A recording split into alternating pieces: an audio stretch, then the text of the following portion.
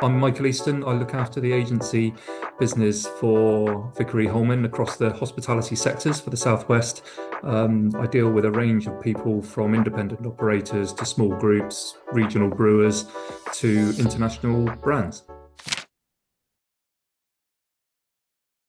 It's not too bad. I think we've come through quite a tough winter. There are a few budget implementations put in that have come into force in April this year, and the market quietened down because of that. But actually, it feels like we're a bit more back on board quite early. So yeah, there's certainly a few things moving. I think I think broadly, it's been in the lower end of the market for both leasehold and freehold. That's anything really under £500,000. And then there's a bit of a gap, and it's harder in the mid-market ranges, and then sort of starts again at 1.5 million. And it's been like that really for about the last 3, 4 years.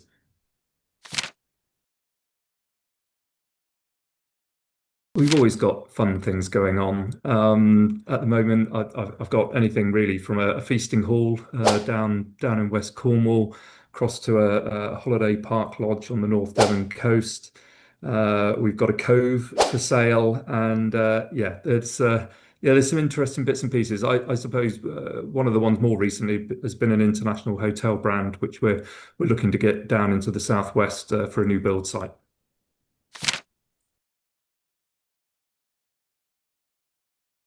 Oh, yeah, I mean, 22 years this year, actually. I don't know if that's quite man and boy, but there are probably two, actually, and they're very close together over that time. One was down in Falmouth, and that was the St. Michael's Hotel. We dealt with, it was a very successful hotel, dealt with the owner at the time, who actually still maintains an interest in the site, and sold that out. And there was a huge amount of development that followed that, and that's really put that hotel on the market, and sorry, on the scene.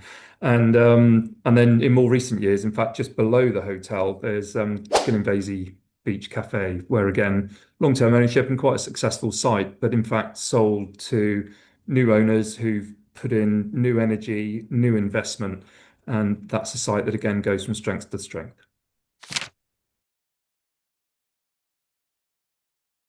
I think probably without doubt, in all my time, Drake's Island, which is in Plymouth Sound in Devon, for those that might know it, and that really was an interesting process. It had planning approved for a hotel, which was why I was involved.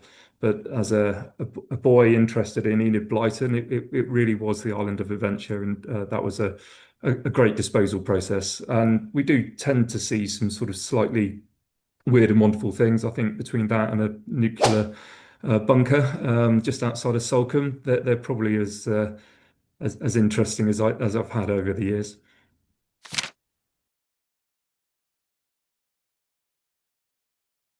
I mean, there's been considerable change actually, and a little bit subsector by subsector. I think in the hotel world, I think we've seen a drop off in the 2 and 3 star hotels.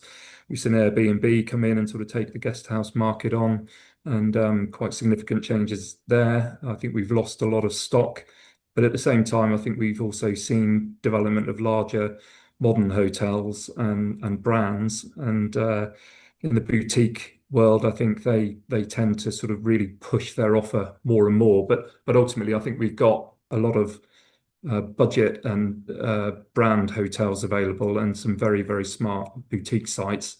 I think there's a similarity between that and the holiday park market. I think there's been a lot of improvement in facilities, and we've got facilities as a key thing, I suppose, to push some of the operators to achieve better value. And at the other end, we've actually got other operators that will go more for the budget end and affordability.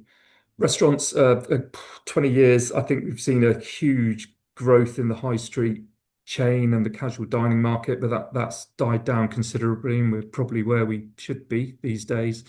And then finally, pubs have gone through a massive transition, really. We've lost a huge amount of the pub estates, and I think that might continue to a certain extent for a couple of years yet. But if you look at the competition for where people can go, you've ultimately got a lot of people that are quite happy to go out and stay, eat, drink, and where they can eat and drink is coffee shop. Predominantly, that's a big growth market, and a lot of the cafe culture has come through. So pubs have been under quite a lot of stress, and as I say, we've lost quite a few along the way.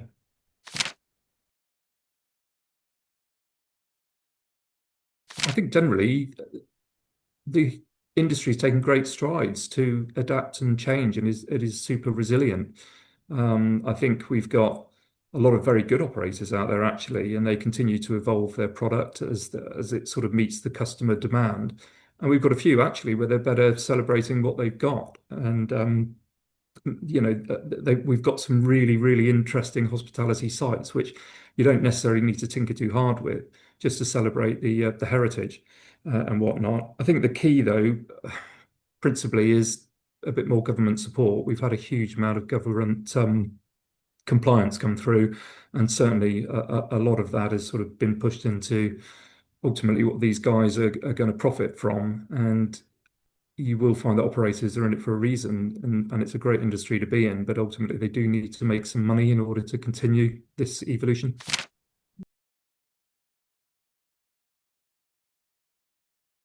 Well, it's a good week for doing some heads of terms, actually. So as I say, things are sort of picking up quite well. I've got some heads of terms at the moment for a convenience store, which will be within a pub site for a client that I work for. That we'll be working on for a little while, but that's starting to come together. A freehold pub site in Cornwall. We've had a completion this week of a pub site down in Cornwall again, and a couple of other bits and pieces. So yeah, there's always something going on.